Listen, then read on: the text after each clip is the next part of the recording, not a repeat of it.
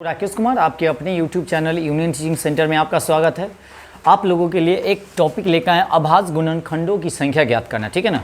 अगर आप लोग चाहिएगा तो आप लोगों को हम कोई भी चैप्टर उठाकर टाइप बाय टाइप अगर कहिएगा तो मैथ आप लोगों को हम पढ़ाएंगे।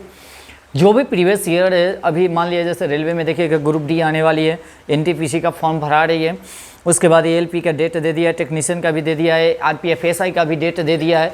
तो जितना भी प्रीवियस ईयर मैथ का क्वेश्चन होगा उस सभी लेकर हम आएंगे अगर आप लोग चाहिएगा तो, है ना। और सब टाइप बाय टाइप आप लोगों को हम पढ़ाएंगे, ठीक है ना। तो ये चलते हैं, छोटा सा वीडियो है, देखिएगा। एक मैंने क्वेश्चन है, एक टॉपिक लेकर आए अभाज्य गुणनखंडों की संख्या कैसे ज्ञात किया जाता है उसको, ठीक है ना। जब भी इस तरह के रहेगा, कहेगा 4200 में कुल गुणनखंडों की संख्या ज्ञात करना है तो कैसे ज्ञात कीजिएगा उसको देखते हैं हम। पहले इसको हम लोग क्या करेंगे, पहले तोड़ेंगे। कैसे तोड़ेंगे सो देखिएगा। जैसे हम लोग गुणनखंड जैसे तोड़ते हैं वैसे पहले इसको हम लोग तोड़ लेंगे। और तोड़ लेंगे तो 2 से अगर तोड़ते हैं तो 2 एक कम 2 दूनी कहे 4 और 2 एक कम 2, यानी कि आपका हो जाएगा 2100। 4200 को अगर तोड़ेंगे तो अगर 2 से अगर तोड़ते हैं तो 2 से तोड़ेंगे तो 1 और 5 दूनी 10 हो जाएगा। और एक यहाँ पर आपका कितना हो जाएगा, यहाँ पर देखिएगा 2 से तोड़ने का तो 2 एक कम 2, 10 है तो 0 और 1 क्या हो जाएगा 5 और 1 0, यानी कि 10 50 हो जाएगा आपका 2 से तोड़िएगा तो। अगर 2 से फिर तोड़ते हैं तो 2 से तोड़ेंगे तो 5 दूनी आपका कितना हो जाएगा 10, 2 दूनी आपका कितना हो जाएगा 4, एक जगह तो 5 दूनी का 10, यानी कि 525। अब ये 2 से नहीं टूटेगा, अभी जो टूटेगा अब देखिएगा। तोड़ने का नियम क्या होता है, विभाजता के नियम अगर आप लोग पढ़ेंगे तो 2 से तोड़ने का नियम होता है अगर इकाई अंक अगर 2 से कट जाता है या इकाई स्थान पर एक शून्य हो तो वह संख्या 2 से कट जाएगी। 3 से कटने का नियम क्या है, सभी अंकों का योग अगर 3 से कट रही है तो वह संख्या 3 से भी कटेगी। 5 से कटने का नियम क्या होता है, या तो इकाई स्थान पर एक सिंगल 5 हो या एक 0 हो तो वह संख्या 5 से कटेगी। और उसके बाद 7 से कटने का नियम क्या है, अगर कोई भी डिजिट अगर 6 बार लिखा हुआ तो वह संख्या 7 से भी कटेगी। उसके बाद 6 से कटने का नियम क्या है, जो संख्या 3 से दोनों से अगर कट जाती है तो वह संख्या 6 से भी कटेगी। 8 से कटने का नियम क्या है, इकाई दहाई संख्या अगर 3 अंक अगर 8 से अगर कट जा रही है तो वह संख्या 8 से भी कटेगी, या इकाई दहाई संख्या के स्थान पर अगर 3 को शून्य हो तो वह संख्या भी 8 से कटेगी, ठीक है ना। 9 से कटने का नियम क्या है, सभी अंकों का योग अगर देखा जाए अगर 9 से अगर कट रहा है तो वह संख्या पूरी 9 से विभाजित हो जाएगी। चलिए आते हैं यहाँ पे।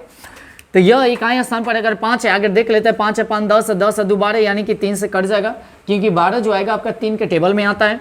तो 3 एक कम 3 बच गया, इसमें 2 तो 2 इसमें जाएगा तो 3 के पारा यानी कि 7 21 एक जगह था 5 का हो गया आपका 15, यानी कि 175। 175 को अब देखिएगा 7 5 12 13, यानी कि अभी नहीं कटेगा 3 से, अब टूटेगा कैसे 5 से।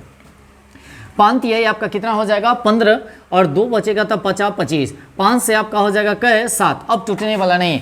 जब भी इस तरह का क्वेश्चन रहेगा तो देखिएगा कै टाइप का आया, एक जो है से 2 टाइप वाला आया, एक आएगा से 3 टाइप, एक आया 5 टाइप। सभी को आप लिख लीजिए, यानी कि 2 गुने 3 गुने कै 5 और गुने कै हो गया 7, ठीक है ना। अब देखिएगा 2 जो है से आपका कितना है 1 2 3, कै गो है आपका 3, यानी कि इसके पावर 3 लगा दीजिए। उसके बाद 3 आपका कै गो है, एक ही है तो आप पावर 1 लगा लीजिए। 5 आपका कितना है 2 है तो 2 लगा लीजिए। और 7 आपका कितना है 1 है तो 1 लगा लीजिए, ठीक है ना।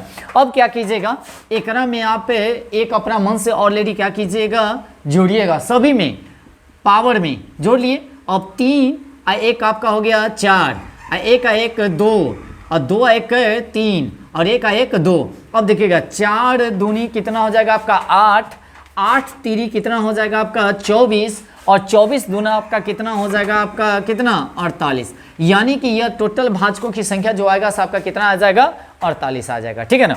अब पावर वाला क्वेश्चन रहेगा तो कैसे बनाएंगे उसको देखेंगे, है ना। पावर वाला क्वेश्चन में क्या करेंगे, गौर कीजिएगा, गौर फरमाइएगा। इसको आप तोड़िएगा, अभाज्य संख्या के रूप में तोड़िएगा।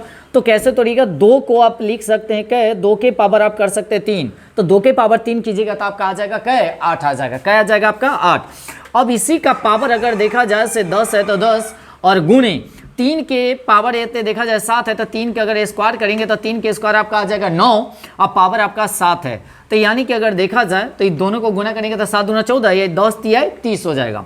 अब गुने में क्या कीजिएगा, 7 के पावर आपका 8 है तो 8। अब देखिएगा 3 के पावर, क्योंकि अभाज्य गुणनखंड के रूप में तो अभाज्य संख्या के रूप में आना चाहिए।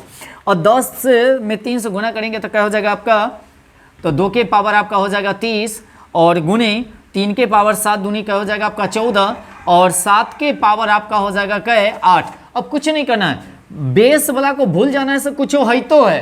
अब पावर वाला को क्या करेंगे, ऐड करेंगे, ठीक है ना। तो पावर वाला को ऐड करेंगे तो 30 प्लस में 14 प्लस में क्या हो जाएगा 8। अब देखिएगा ये दोनों का आप जोड़िएगा तो 30 और 8 आपका कितना हो जाएगा 38। और 38 में आप जोड़िएगा क्या 14 को 8 4 12 के 2 और ये 3 3 1 8 4 यानी कि 12 के 2 4 यानी कि 3 1 4 यानी कि टोटल की अगर बात किया जाए तो आपका कितना 14 जोड़ना है। क्या जोड़ना है 14। गौर कीजिएगा तो 8 और 4 12 के 2 और 3 1 4 4 1 5 यानी कि टोटल अभाज्य जो की संख्या कितना हो जाएगा, तो अभाज्य गुणनखंडों की संख्या जो हो जाएगा 52 यानी कि 52 हो जाएगा, ठीक है ना। और उसी प्रकार एक और क्वेश्चन है आपका होमवर्क के रूप में देते हैं, आप लोग इसका आंसर जो है कमेंट बॉक्स में क्या कीजिएगा टाइप कीजिएगा सभी आदमी, ठीक है ना। तो इसका आंसर क्या होगा। अगर आप लोगों को वीडियो अच्छा लगा तो वीडियो को थोड़ा सा लाइक और शेयर जरूर कीजिएगा, और इस तरह के छोटा छोटा वीडियो आप लोगों के लिए लेके आएंगे। और आप लोगों को बता दें कि अगर टाइप वाइज अगर मैथ पढ़ना है तो आप लोग जरूर कमेंट कीजिएगा, से सभी चैप्टर आप लोगों को एग्जाम से पहले जितना इंपॉर्टेंट क्वेश्चन आएगा उसको हम आप लोगों को क्या करेंगे प्रीवियस ईयर क्वेश्चन को लगवा देंगे, ठीक है ना। चलिए।